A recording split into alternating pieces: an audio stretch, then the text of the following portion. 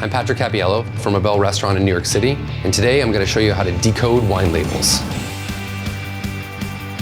Wine labels can often be overwhelming for consumers, but there are a few things that you can learn that will really help you when you're at a wine store or a restaurant selecting the perfect bottle of wine. So in the wine world, there's Old World and New World wines. We have the Old World, which are the wine regions in Europe that have been making wines for many decades. Where in the New World, in areas like California, Australia, Chile, there's a little bit more freedom to produce and plant grape varietals that work best for that particular area or for that producer. So for an Old World label, you look for four things: the region, the appellation, the producer, and the vintage.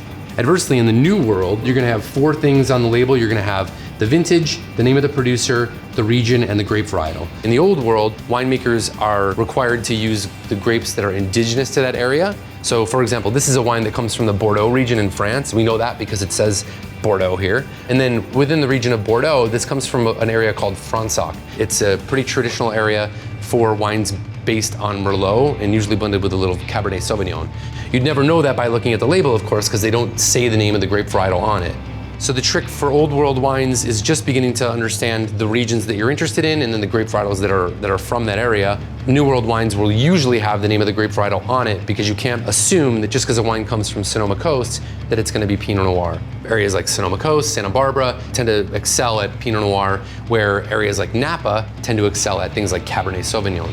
The one thing you'll see in common on both of these bottles of wine is that they both have a year. In this case, this is 2004. So all the grapes that are in this bottle were grapes that were grown in the year 2004. The vintage is important because some years have better weather than others. So in the end, the more wines that you're drinking and the more labels that you're looking at and decoding, the easier it'll be for you to find wines that you like when you're at a wine store.